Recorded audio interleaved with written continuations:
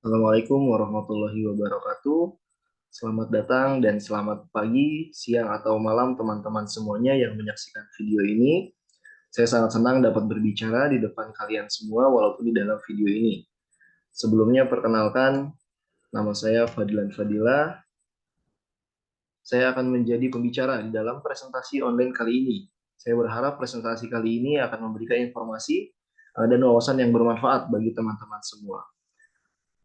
Untuk pembahasan kita kali ini mengenai manajemen komunikasi proyek yang dimana dibimbing oleh dosen pengampu Ibu Lili Kholida.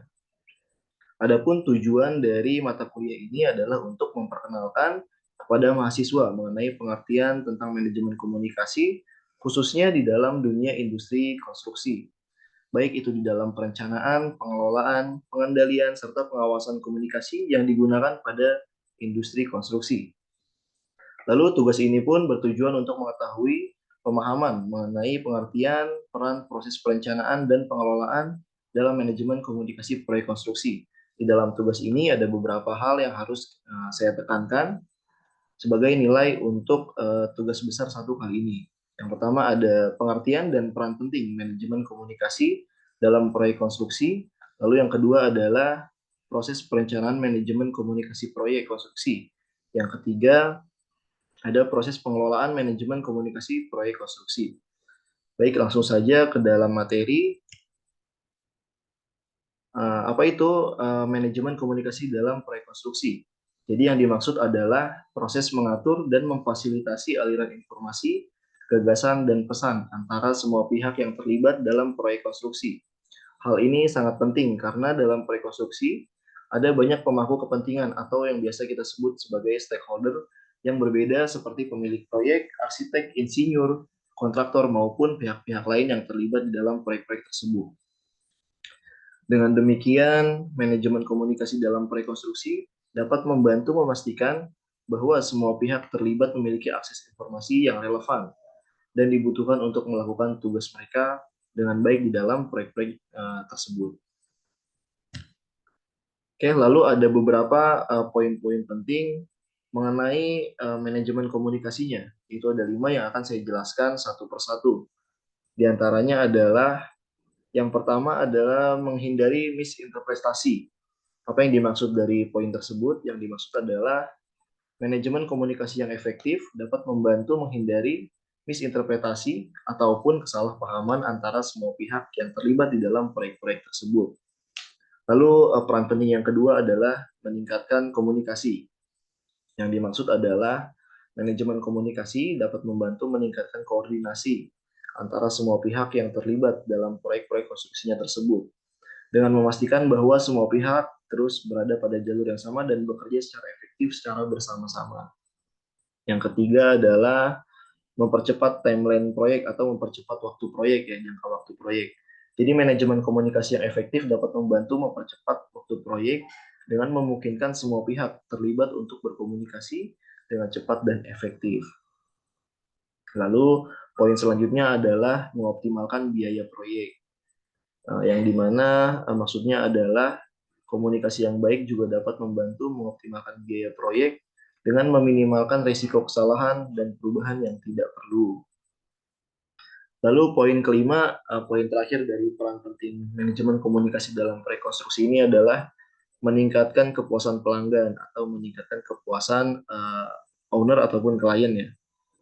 Jadi yang dimaksud adalah dapat membantu memastikan kepuasan pelanggan karena semua pemangku kepentingan atau stakeholder dapat bekerja secara efektif bersama-sama untuk mencapai tujuan proyek tersebut dengan baik.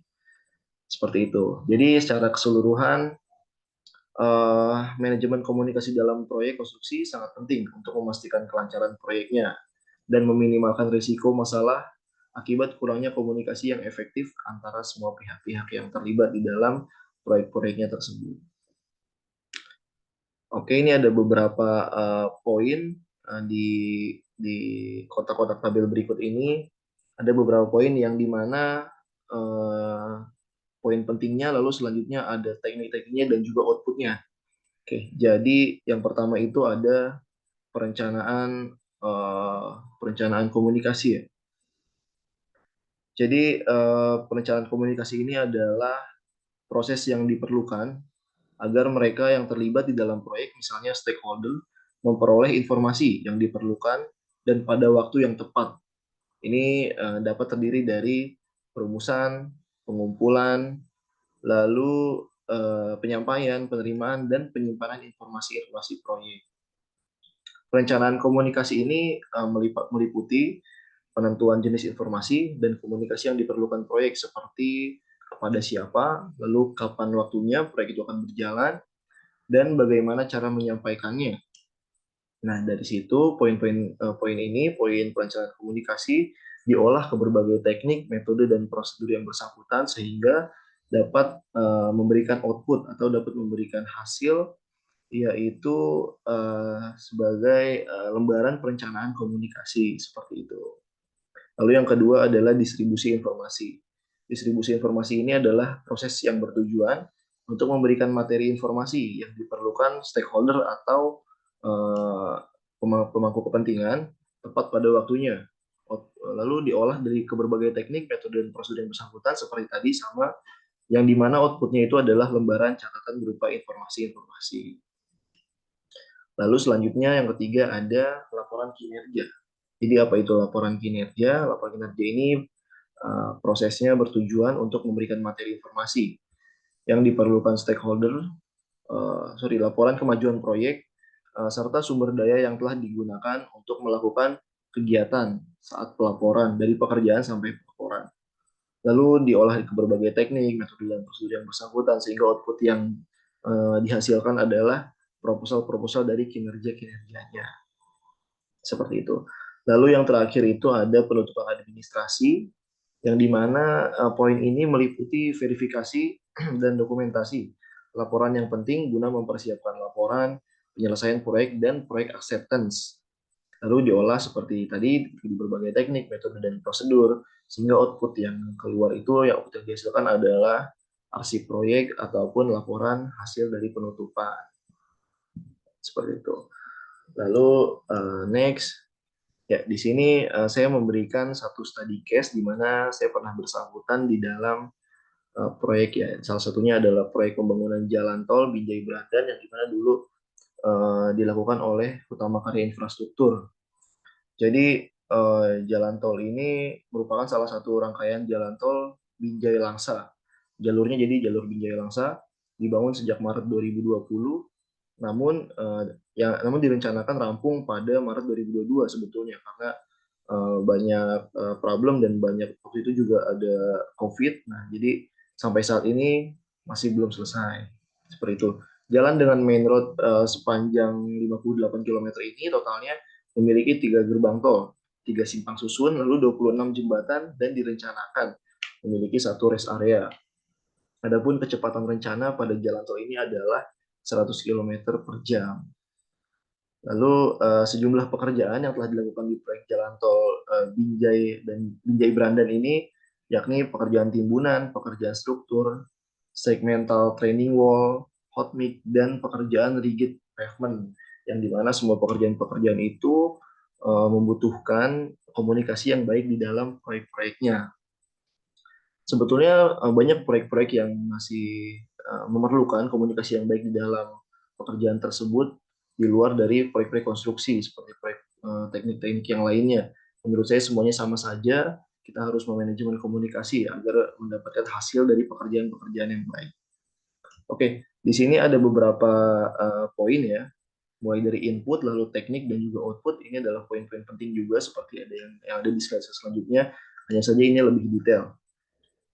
Yang pertama di input ini ada beberapa poin, ada 5, ada project charter, project management plan, project document, enterprise, environmental factor, lalu organization, proses, aset. Nah, ini akan saya jelaskan satu persatu mengenai input dari manajemen komunikasi di dalam proyek konstruksi.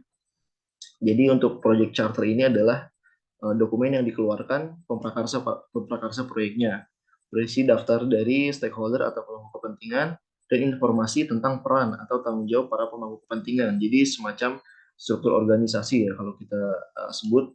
Yang kedua ada Project Management Plan. Jadi Project Management Plan ini adalah dokumen yang menjelaskan bagaimana proyek itu akan dilaksanakan, dipantau, lalu dikendalikan atau dimonitoring sampai dengan proyeknya ditutup. Lalu yang ketiga ada Project Dokumen. Project Dokumen ini adalah dokumentasi persyaratan, dapat mencakup komunikasi proyek untuk pemangku kepentingan atau stakeholder tersebut, yang digunakan untuk merencanakan komunikasi kegiatan dengan stakeholder yang lainnya atau kepentingan yang lainnya. Lalu yang keempat ada enterprise environmental factor, yang dimana maksudnya ini adalah faktor lingkungan perusahaan yang dapat mempengaruhi komunikasi rencana. Jadi semua rencana dari mulai pekerjaan sampai selesai itu ada faktor-faktornya, diantaranya adalah faktor lingkungan perusahaannya, mulai dari budaya, mungkin banyak orang-orang dari budaya mana lalu bersatu seperti itu, lalu dari kebijakan lingkungan perusahaannya, ambang batas, tren, sampai distribusi seperti itu. Lalu yang terakhir ada organization proses aset, yang dimana maksudnya ini adalah sesuatu yang dapat mempengaruhi proses planning communication. Jadi proses-proses yang dapat mempengaruhi manajemen komunikasinya, mulai dari kebijakan dan prosedur organisasi, lalu persyaratan, pedoman standar atau SOP bisa disebutnya seperti itu, sampai ke informasi sejarah. Nah, input-input ini bisa kita selesaikan, bisa kita solving menggunakan teknik-teknik yang dimana saya rangkum sebagai berikut. Yang pertama mungkin ada expert judgment. Uh, ini adalah penilaian-penilaian para ahli ya. Di setiap proyek pasti ada beberapa yang sudah senior mungkin seperti itu. Lalu yang kedua ada communication requirement analysis, itu analisa-analisa dari komunikasi yang sudah terjalin. Lalu ada teknologi komunikasi, apa yang digunakan dari teknologi komunikasi antara para pekerja. Yang keempat ada communication model.